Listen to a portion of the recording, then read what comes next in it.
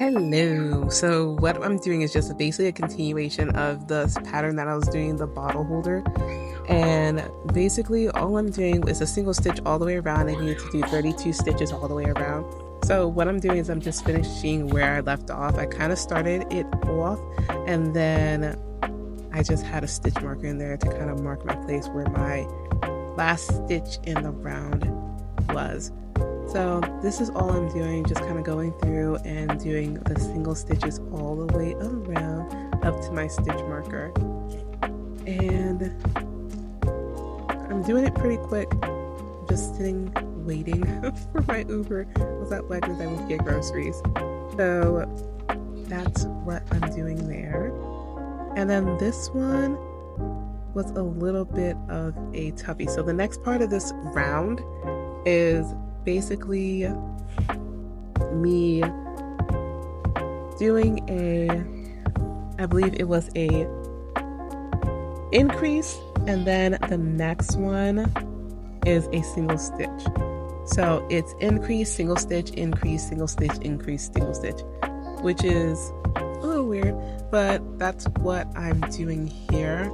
I'm pausing after every first stitch, only because I wanted to make sure that I was increasing, because sometimes with this yarn, what happens with the yarn is that sometimes it's a little hard to see my stitches.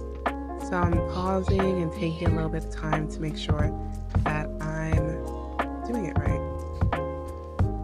So that's what I'm doing here. And boom, we are pretty much done with that row. And basically what I'm doing now is I'm placing my stitch marker into the first stitch, actually last stitch of that round that I just finished. And this one is a little bit different than what we did before. So this time you're doing a single stitch all the way around, and I'm trying to show you the back loop, because basically that's where we're going to be. We're going to be doing the single stitch into the back loop. So that's what I'm doing here, and only thing that it does, it kind of flattens it out a little bit to give us a different look. So that's all I'm doing, and we're doing that all the way around, single stitch all the way around, only in our back loops. So now what we're doing is I am showing you the last stitch in this round that I just completed. Basically this is the elevating round.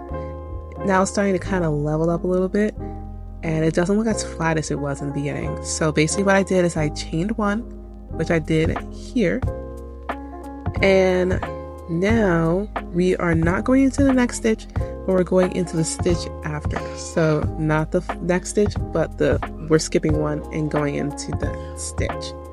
So we're doing a double crochet here, as you can see me doing. I'm pretty close to the camera, so I don't know if you can really see it very well. We did a double stitch, and then we did a chain again. So that's what you see all the way around, and we are going to go into the top stitch of our chain 3, because at the very beginning of this row we did a chain 3. So that's what I'm doing here. We're chaining 3. So we're actually doing a slip stitch into our top chain 3, and then we're doing a chain 3 again, because it's a brand new round. I'm so used to working in rows, but a brand new round. So basically what we're doing is we're doing a double crochet again into not the next stitch, but the following stitch after. So we're skipping and then going into one. So we're doing a double with one chain, and I'm kind of struggling there, but you can see what I'm doing, and boom. So it's kind of the continuation of that same pattern over and over again, and we're just going to keep it going for about 40 rounds. And well, probably not 40 rounds, but from round 9, which I'm on now, to round 20 is where we're going to be. So that's what I'm doing here. I'm going to keep it going, and then I'll show you the finished product at the very end. So there you have it.